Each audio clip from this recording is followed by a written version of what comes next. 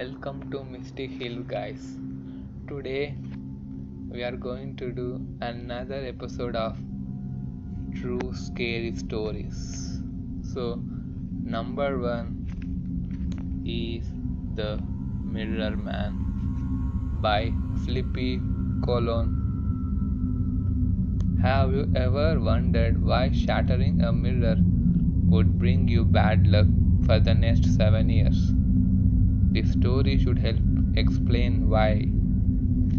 In the year 1878, a Japanese man by the name of Hiroshi Mae made his living by making and selling glass and mirrors to the good people of his town. He was a generally happy man who loved his job and made a small fortune selling his stock. So his family was very grateful for what he had done for them. The other families in the area were jealous of his success, and every time they would see Hiroshi or his family among those families was a sorcerer by the name of Zine Hao. Zine explained that if they wanted revenge, someone would have to buy one of his mirrors with 10 yen. Then whenever Hiroshi would fix a gaze upon a mirror, that mirror would develop a fourth dimension. With hesitation, the families agreed to follow with Zine's plan. During an unforgiving winter, a young male in his 20s visited a store and bought a small hand mirror with the 10 yen he obtained from Zine. Hiroshi did not like the look of the buyer and thought that something was not quite right about it.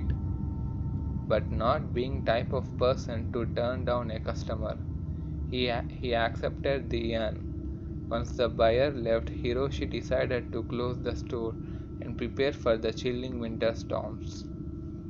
While huddled up with his family, Hiroshi decided to inspect his mirrors, just to make sure none of them had broken during the storm. When he entered the mirror room, he was hit in the back of the head with the pummel of a guard's katana and then grabbed by a very strong masked man. Zine ordered his henchmen to wake Hiroshi from his unconsciousness. One of the masked guards started pummeling Hiroshi's abdomen with brute force. Hiroshi gasped in pain and regained consciousness, asking why he was being held hostage in his own home. Before he could finish his sentence, he realized he had been gagged and no one understood a word that flowed out of his mouth. He tried his hardest to call to his family, but his screams were futile, and the words struggled to escape through the gag Zine had placed in his mouth. Zine persisted to grab Hiroshi's largest mirror and place it in front of him. Hiroshi gazed at the mirror with a puzzled look, and then he started to feel light-headed, noticing that his arms waving around in the air uncontrollably. At first it was a slight annoyance, but it quickly changed when the muscles in Hiroshi's arms started to tear and the bones started to shatter. Cries of extreme agony started releasing from Hiroshi's mouth, and it was obvious that Zine was enjoying every muffled cry that Hiroshi had to offer. Hiroshi saw that his legs and torso started shaking violently just like his arms were. When they began to shatter, it was terribly hard for Hiroshi to stay consciousness, but with the sound of snapping bones and the sound of hail against roof tiles, he managed to stay conscious throughout the terrific ordeal.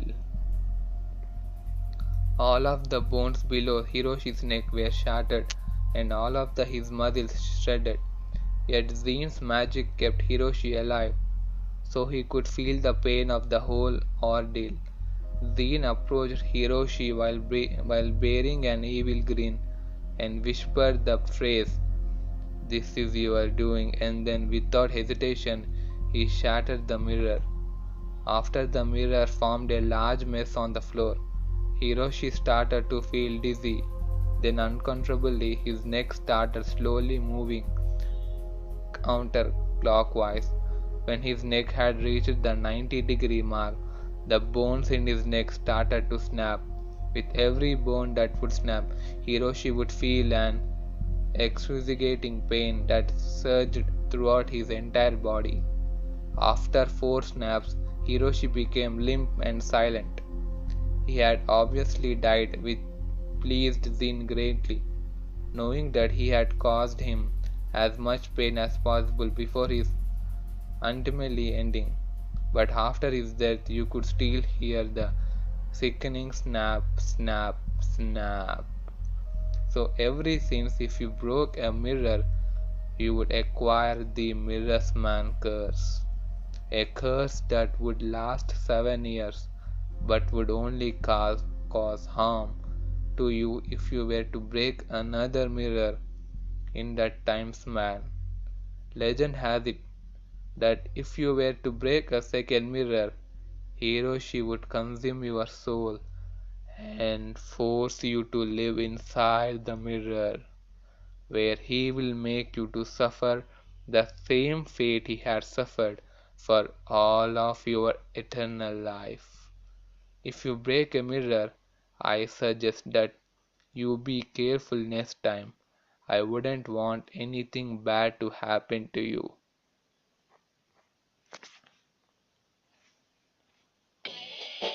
Dear parents, మీకోసం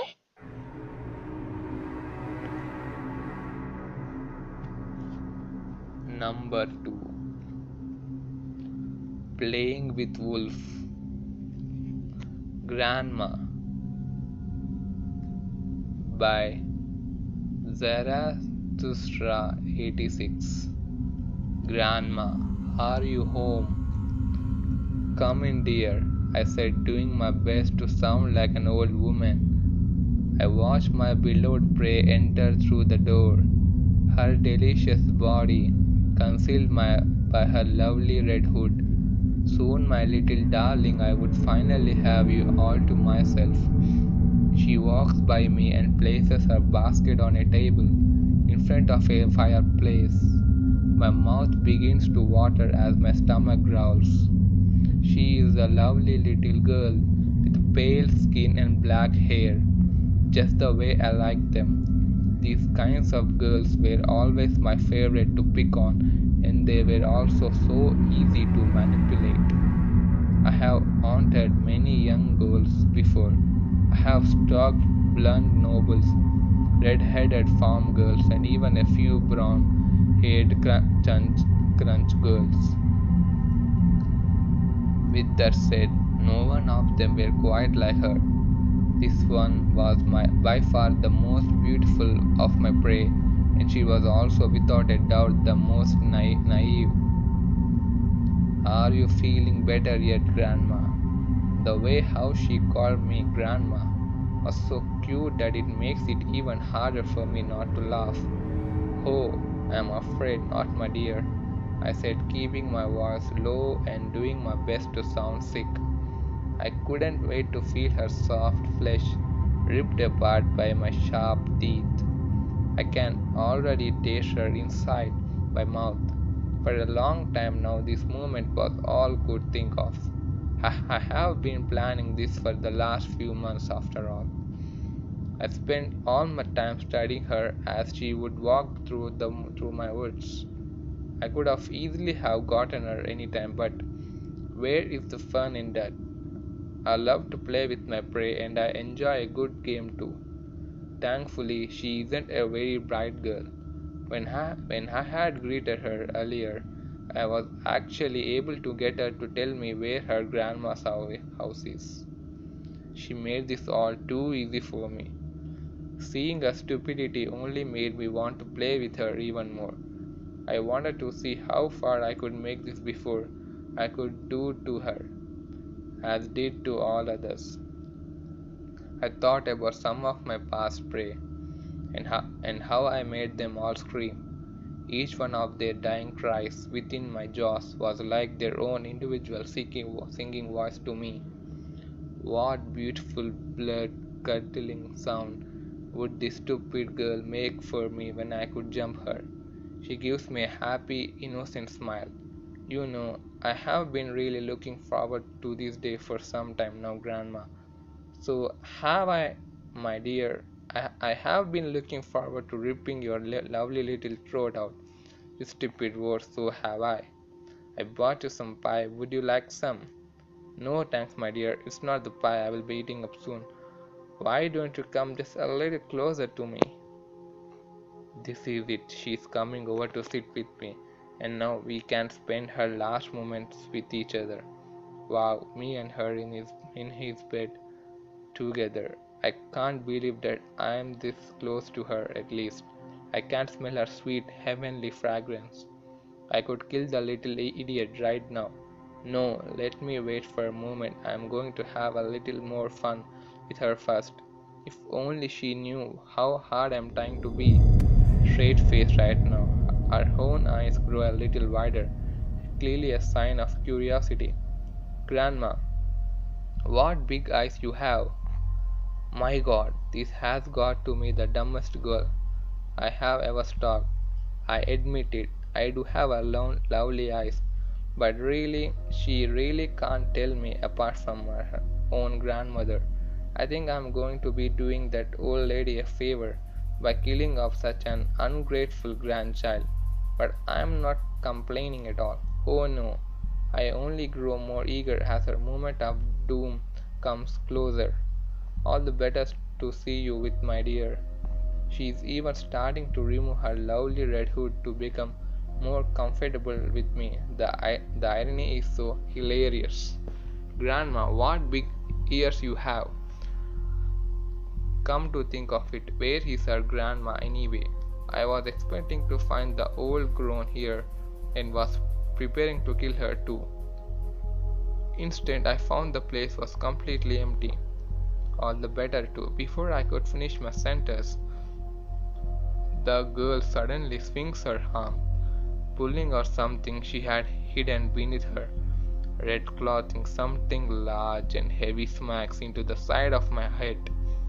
I hear a large thud, feel a burst of pain against my skull, and then I black out. I slowly open my eyes, and as my vision comes into focus, I can see her at the table. Her back is facing me, and I can tell from the windows that night has fallen. The fireplace was now burning, creating a dim atmosphere to the room. There was now a large pot boiling up something over the fire. My head was still paining from whatever it was that hit me. I am still lying on the bed with my head and the left front paw hanging off the edge. I can see lying on the floor a large steam hammer. Did she hit me with that? Oh, that little tramp was going to get it now. I tried to get up to attack her, but something is horribly wrong. I can't move, my body feels so numb, and I can barely even shake. What's going on? As I try to move, I start to feel intense pain all over me. I try to scream, but my jaws are tied shut. All I am able to do is give a weak whimper. I can see my prey turning around to face me. She had made herself some kind of stew that has a very familiar smell to it. She is walking over to me now with a bowl and a spoon. A wide grin is stretched across her pretty face, and she begins to laugh at me. A sick feeling overtakes me as I start breathing heavily and begin to tremble. Did you really think I was that dumb? Her icy watch is clearly amused my discomfort. Something about that sends a shiver up my spine. This isn't my grandpa's house. You stupid dog. It's mine. She gets down on her knees so that her soulless eyes can look right into my own. With one hand she held her bowl, and the other she began to pet my head. Her touch makes my skin want to crawl. You see, sir, I wanted you to follow me. I was hungry too. With those words, I suddenly realized why I can't move. I turned my head back to look down at my own body. Oh my god, I only have one limb left. I began to scream through my muzzle and shake violently, not caring about the pain anymore. The girl just let loose a playful little laugh at my misery. Grandpa, Grandma, please calm down. You need to rest if you want to feel better. She was calmly eating her stew as I started to cry. My tear filled eyes darted around the room in pure panic. At first, I didn't notice it because of the lightning, but now I can see that red was everywhere. The whole room was now stained in red. She went back to the table to put her stew down, and I now began to recognize that the scent that's coming from it is my own. She slowly picks up a large butcher knife and turns her gaze back to me. I try shouting at her, even I am unable to speak. Even if I can't get the words out, I, I desperately try to say something, a threat, a plea for forgiveness, or bargain anything to stop this, but nothing is coming out but a few moaning sounds. My prey is slowly walking back to me, humming a cheerful tune as she dozes. In my mind, I am screaming, "Stay away from me! I am sorry, please let me go somehow." I can get the feeling that even if I could do say any of these things, it would make little difference anyway. God help me, she is now standing over me. I am still hungry. I think I will help myself to some more if you don't mind. She grabs my last paw so tight that I can feel her fingers digging into my flesh. I frantically try to break away from her cold grip while I let loose a blood curdling sound the whole time. She just keeps smiling as the slowly brought the blade down on me.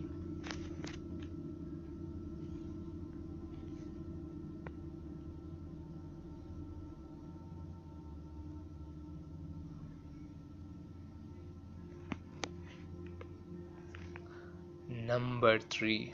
The Darkest Hour by Rainmaster. It was the dreariest night of all. The clouds were beginning to form for the storm. Up north was moving lower. Thunder is beginning to be heard in the distance. My name is Ryan, and this is the best time on the day night. As I sit peering outside, owls are wooing, crows are flying, and the moonlight is shining. The house is creaking from old age. The halls are very dark with only a single flame to light them. The rooms are vacant, well, except for the ghosts that supposedly haunts them. You see, my house is rumored to be an old torture chamber for unwelcome guests in the quaint little town.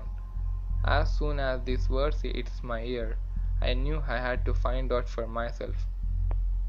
I am new to this town. I believe the motors call it Dark Valley. What a weird name for such a nice community. This town is said to be the threshold for many dark and mysterious things.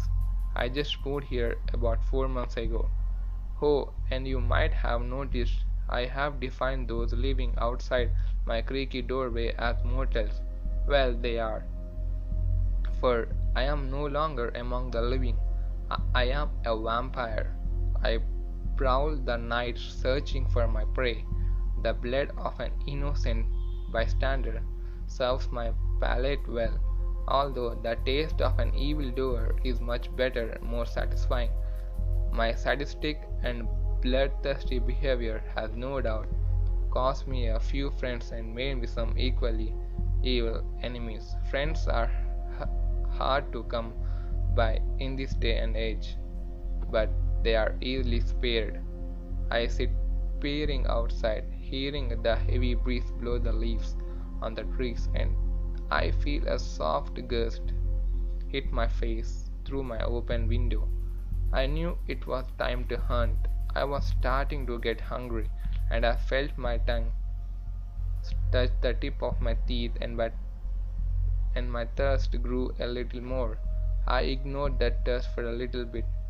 I decided to shut my window, which was easy due to my strength 20 times more than the average mortal male. I turned my back to the night sky and started to take a stroll from my house. I can still hear the tortured screaming and cries of those who have paid a visit to this chamber over the years. When I first moved here, the torture devices still lay in the basement and attic. There were blood stains all over the walls and the floors. Whoever left here must have left in a hurry. I had to do I had to do some minor decorating, but redecorating, but I like the old look. There are still some stains on the walls. I enjoy looking at them too. Remember who laid there bleeding. Sometimes I look around and wonder to myself, who was the one to lock down such a soul and watch their life force flow out of them and their lives flowing away? Another side of me, the compassionate side, wonders what were the last words of that poor soul, if any. I couldn't take the thoughts anymore. I got dressed and I went for a stroll in the dark, empty streets. I knew that I would be able to spot an easy catch very quickly, and I did. I saw a man around the age of 23 to 25. He was handsome too bad he had to die. He tipped his hat to me and I gave a forgiving smile. As soon as he passes, I got a whiff of his sweet cologne. I felt sorry for him, but that quickly passed. I turned around. He could sense it. He turned around as well. As soon as he did, I saw the terrified look in his eyes. I walked to him slowly and with determination. What do you want me to do? He asked. One simple, smooth thing, I said with a velvet voice. My eyes were fierce green, peering deep into his soul. He couldn't look away. Wow, what do you mean? He started to shudder. I thought I was sort of cute, but I quickly ignored all feelings and I went in for the kill. You bled. I leaped at him, and we both tackled each other to the cold, wet pavement. He was a fighter. I liked it. I liked to work for my food. Although I soon got annoyed with it, my eyes were locked on his veins, plumb with that beautiful liquid I so desired. I ripped his throat open with my sharp nails. He gurgled with the blood flowing into his esophagus. Blood flew everywhere, all over my clothes and the pavement. I enjoyed myself with my meal. When I finished, I just got up and left his cold, lifeless corpse on the sidewalk. Others would be able to see it, know that evil is in the town once again, and this time they can't escape. As soon as I reach my doorway, I sit once more, indulging my eyes in the beauty of the night sky.